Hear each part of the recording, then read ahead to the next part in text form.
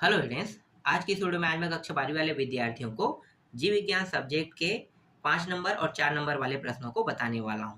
तो चलो मैं आपको अध्याय वाइज बता देता हूं। हर अध्याय से प्रश्न नहीं आते हैं तो हर अध्याय को आपको पढ़ने की जरूरत नहीं, ये बेनिफिट आपको इस वीडियो में मिलने वाला है।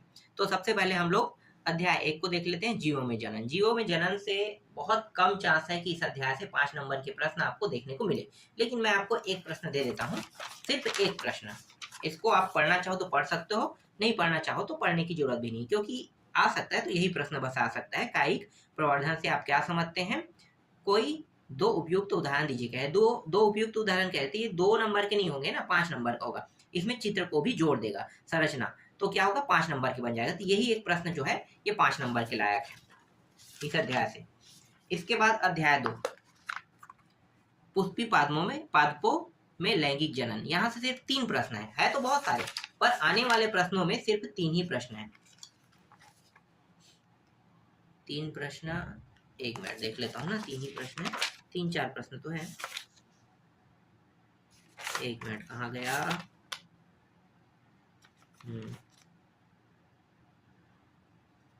3-4 प्रश्न, एक प्रश्न ये है, देखो। एक परागकण की सूक्ष्मदर्शी संरचना का सचित्र वर्णन कीजिए। और यहाँ पे कुछ टॉपिक है, जैसे कि ये अंकुरण छिद्र है ना, अंतःचोल केंद्रक, तो इनके बारे में कुछ लिखने के लिए कहेगा, कुछ करने के लिए कहेगा, तो वो चीज आपको करना थी। ये है 5 नंबर में एक प्रश्न, ये आपको देखने को मिल सकता है। दूसरा प्रश्न देखने को मिल सकता है ये वाला, देखो ये 5 नंबर का है। तो दूसरा प्रश्न में ये है, एक पारूपी आवृत बीजांड के भागों का विवरण दिखाते हुए एक स्पष्ट हुए साफ सुथरा नामांकित चित्र बनाइए। ठीक है, ये प्रश्न है। और एक प्रश्न और है ये वाला, भ्रूणकोण की संरचना वाला। इसको अथवा भी नाम है और इसके बारे में पूछा, देखो, अंड कोशिका, ध्रुवी केंद्रक, सहायक कोशिका, प्रतिमुख कोशिका, इसके बारे में बताना है। ठीक है, ये हो गया। बस यही 3-4 प्रश्न है, इससे ज्यादा नहीं है, इससे ज्यादा देखना भी नहीं है। हाँ, सबसे ज्यादा पूछे जाने वाला जो अध्याय है वो है अध्याय 3, मानव जनन। मानव जनन से आता है, तो मानव जनन से ही तुम्हें ज्यादातर प्रश्न देखने को मिलेगा। जैसे कि यहाँ पे पुरुष जनन तंत्र का नामांकित चित्र है ना, स्त्री जनन तंत्र का नामांकित चित्र, इसको भी पूछा जा सकता है। फिर ये शुक्राणु का एक नामांकित आरेख बनाइए कहेगा, ये प्रश्न है।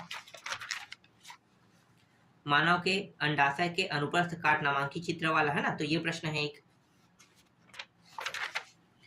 और कोई, हाँ, अब दीर्घोत्री पे आते हैं डायरेक्ट 5-5 नंबर में।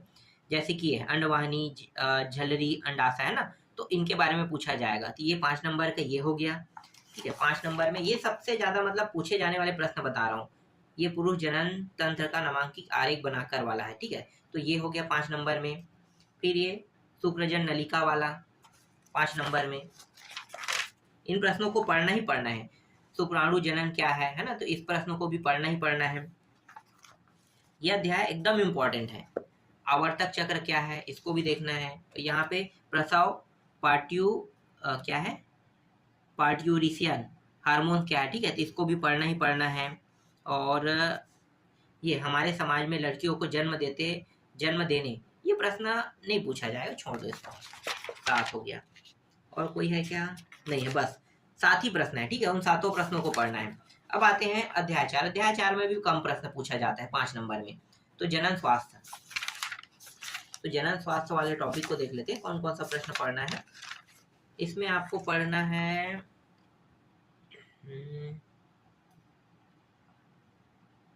कौन सा प्रश्न है, जो 2 ही 3 प्रश्न तो है, मुझे ज्यादा नहीं दिखाई दे। एक मिनट देख लेता हूँ पर और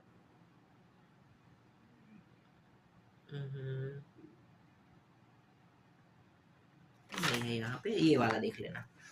ठीक है, ये वाला है संबंध वाला, दे दंपति उम्पति वाला दिखा ना, तो ये बाध्यता किसे कहते हैं। ठीक है, ये प्रश्न एक है। और एक प्रश्न किसी व्यक्ति को यौन संचारित रोगों के संपर्क वाला, ये प्रश्न है। इतने प्रश्नों को पढ़ोगे तो 5 नंबर में से मतलब एक अथवा में रहेगा, एक मेन में रहेगा, तो इतने में तो आ ही जाएगा।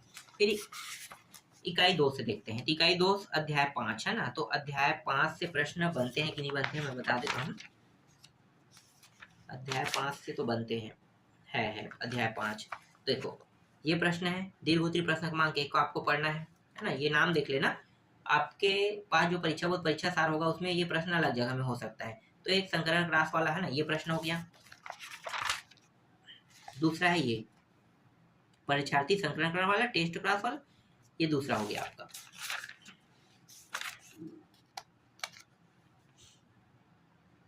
इसके बाद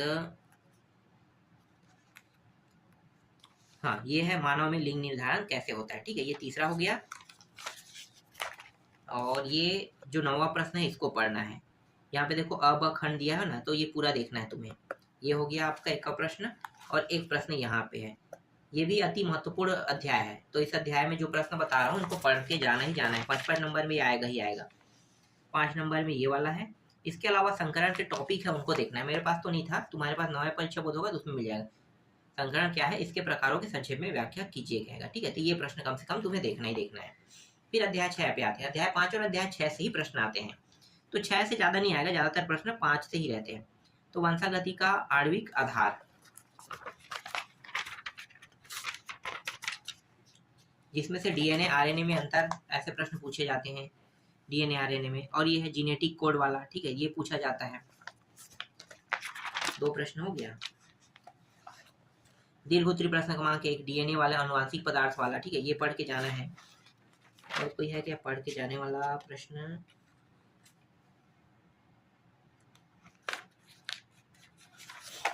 ये 6वां और ये 7वां। तुम्हारे में अलग अलग हो, नाम देख लेना, ठीक है, नाम से मैच करना।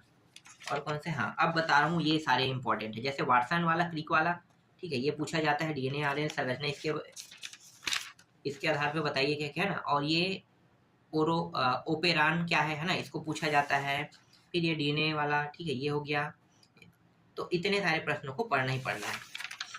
और ये विकास से तो मुझे नहीं लगता नहीं आता होगा, देख लेते हैं। विकास प्रश्न थोड़ी है इसमें, नहीं विकास से पढ़ना ही नहीं, 5 नंबर में छोड़ देना, ठीक है।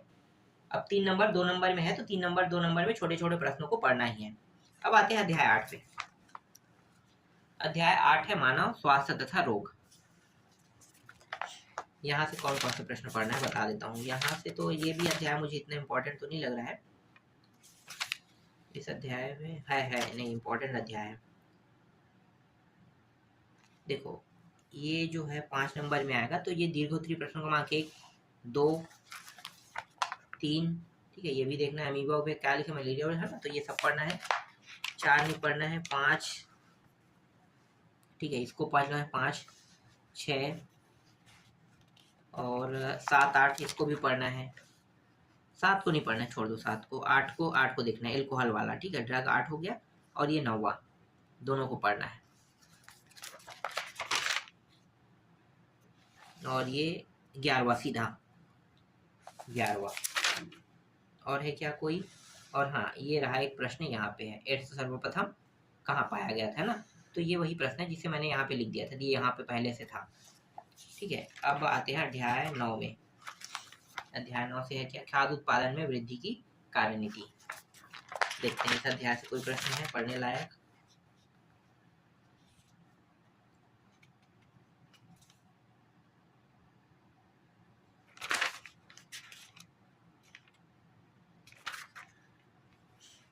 ये अध्याय इतना इम्पोर्टेंट तो नहीं है,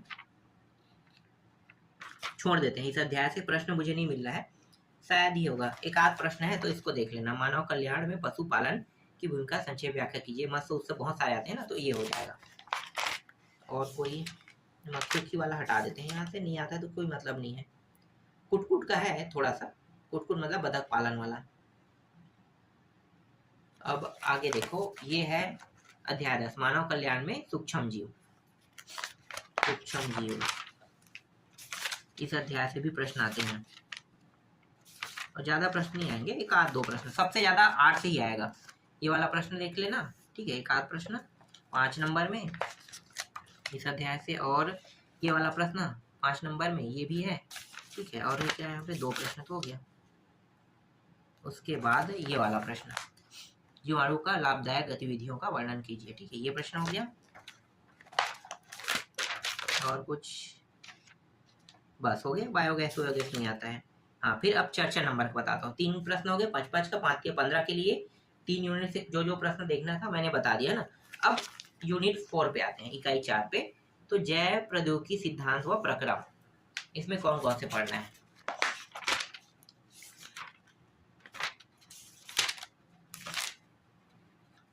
यहाँ पे आते हैं तो ज्यादा प्रश्न नहीं है यहाँ पे। देखो ये है, एक है 5 से शुरू होगा अर्धसूत्री, 6, फिर यहाँ पे 7, ये 7, ये 8वां, और एक प्रश्न और है क्या, 8वां हो तो गया, 8 ही प्रश्न है। तो बस इतना ही देखना है। इसका अथवा नाम भी है ना, यहाँ पे देख सकते हो। और इसके बारे में अक्सर पूछा जाता है, जैसे ये दोनों के बारे में पूछे जाएगा ना, तो इस तरीके से भी बताना है आपको। अनुवांशिक अभिक्रिया, ठीक है, आप बार बार देख लो। जैव प्रौद्योगिकी एवं उनके उपयोग, यहाँ से कौन कौन से प्रश्न पढ़ने हैं?